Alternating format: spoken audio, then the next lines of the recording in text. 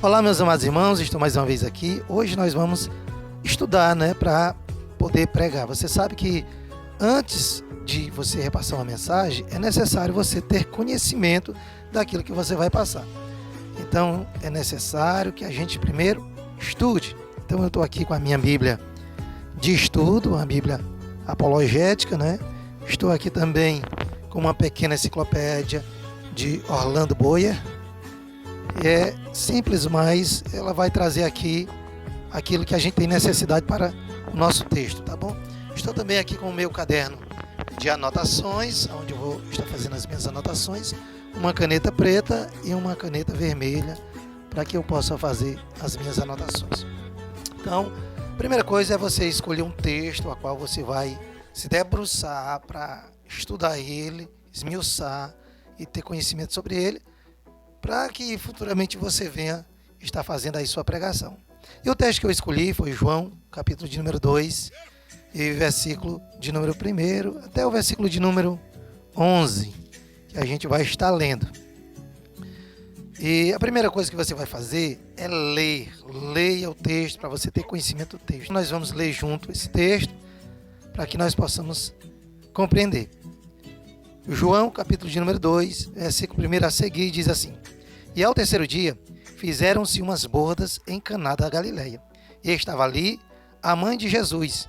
E foi também convidado Jesus e os seus discípulos para as bodas. E faltando vinho, a mãe de Jesus disse-lhe: Não tem vinho. E disse-lhe Jesus: Mulher, que tenho eu contigo? Ainda não é chegada a minha hora. Sua mãe disse aos serventes: Fazei tudo o quanto ele vos disser. E estava ali postas 6 talhas de pedra para a purificação dos judeus, e em cada uma cabia 2 ou 3 almudres. Disse-lhe Jesus: Enchei de água essas talhas, e encheram-nas até em cima. E disse-lhe: Tirai agora, e levai ao mestre-sala. E levaram, e logo que o mestre-sala provou a água feita vinho, não sabendo de onde viera, se bem que sabia os serventes que tinham tirado a água, chamou o mestre-sala ao esposo, e disse-lhe: Todo homem põe primeiro o vinho bom, e quando já tem bebido bem, então o inferior. Mas tu guardastes até agora o bom vinho. Jesus principiou assim os seus sinais em Caná da Galileia, manifestou a sua glória, e os seus discípulos creram nele. Amém. Louvado seja Deus. Eu gosto de fazer algumas pesquisas sobre o autor do livro, quem está falando, Então, as perguntas que eu vou fazer é sobre o autor, e qualquer Bíblia de estudo vai trazer essas informações que a gente vai estar perguntando. Primeiro, quem escreveu? Quem é que está falando? Quem está contando essa história? Aí a gente vai ver que é João, João não é João Batista, é João Evangelista. Então, primeira informação que a gente vai ter para o nosso estudo é que quem escreveu esse livro, ou esse texto, foi João Evangelista. João Evangelista está escrevendo para deixar registrado para os cristãos daquela época, mas também para todas as pessoas que viriam se converter ao cristianismo. Então ele deixa essa história de Jesus registrado para os cristãos da época e para todos aqueles que viriam se converter ao cristianismo e tornar-se cristão. Quando esse texto foi escrito? Esse texto foi escrito aproximadamente aí no ano 90 depois de Cristo, Então nós já temos as informações que foi João que escreveu, João Evangelista escreve no ano ali 90 aproximadamente depois de Cristo, E para os cristãos daquela época, mas também para todas as pessoas que viriam se converter ao cristianismo, chegando assim essa palavra até cada um de nós. Agora nós iremos fazer algumas perguntas ao texto, O que aconteceu? Quem estava lá? De onde essas pessoas vinham e para onde iam? Quem são os personagens principais? O que eu tiro de proveito, de lição dessa história? Então nós vamos estar resolvendo essas questões. Primeiro, o que aconteceu? Aconteceu que Jesus foi convidado para uma festa de casamento, junto com Maria, sua mãe, e os seus discípulos, e no meio da festa acontece que acaba o vinho. Segunda pergunta, quem estava lá? Ora, estava o noivo, a noiva, todos os convidados do noivo, estava Jesus, os discípulos, Maria, sua mãe, os serventes que estavam ali para servir o vinho, e estava também o mestre-sala, né? E é importante nós sabermos todos os personagens da história. As duas perguntas são interessantes, de onde vinham e para onde iam. Mas o interessante é você saber aonde aconteceu a festa, né? E nós vamos ter a resposta, que foi em Caná da Galileia. Quem são os personagens principais? Porque, embora que tenha muita gente ali na festa, há os personagens principais, o noivo e a noiva, por exemplo, a Maria que vai até Jesus, Jesus que vai operar o milagre, os serventes que vão buscar água para encher as talhas e o mestre-sala que vai ali dar o veredito final, né? E ele vai comprovar que houve um milagre ali, a transformação da água para o vinho. Antes de nós falarmos sobre as lições que o texto nos proporcionou, é preciso que a gente explique duas coisas: o que era talha e o que era almude. Primeiro, o que era talha? Talha era vasos grandes que era usado para armazenar água, né?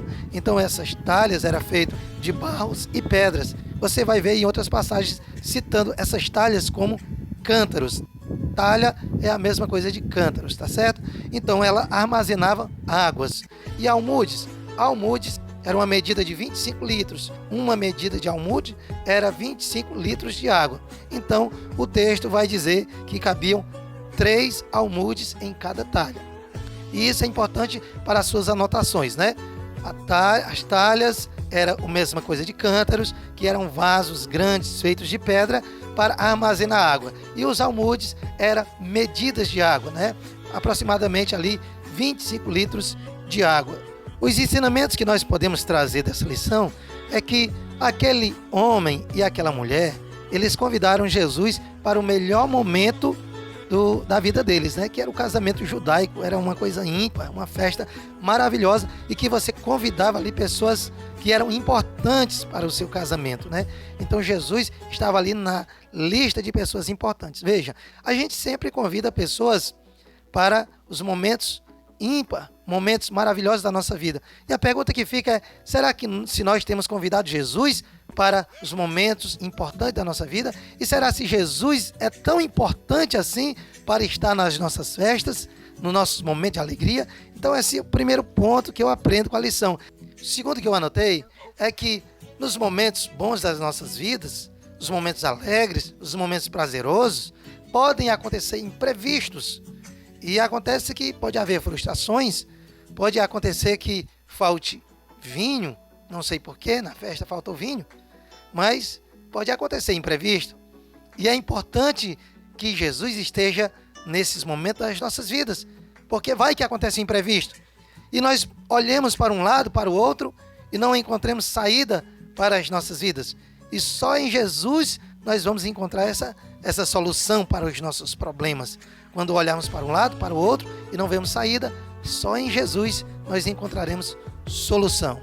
E o terceiro ponto é que Jesus estando conosco, estando no nosso barco, estando na nossa vida, estando conosco, seja no casamento, seja no trabalho, seja na igreja, seja em qualquer momento das nossas vidas, Jesus estando conosco, se nós nos prostrarmos a Ele e pedirmos, nós vamos ver o grande e maravilhoso milagre de Jesus nas nossas vidas.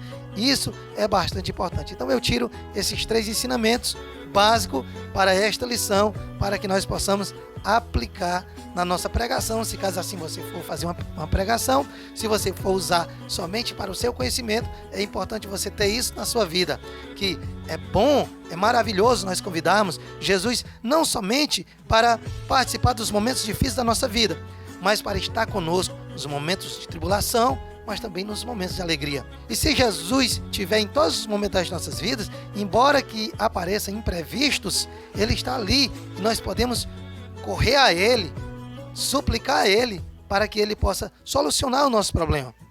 E uma vez que nós corremos a Ele, Jesus, Ele vai solucionar os nossos problemas e nós vamos contemplar o melhor de Deus para as nossas vidas. Nós vamos contemplar a grandeza do Senhor Jesus e a manifestação da sua glória nas nossas vidas.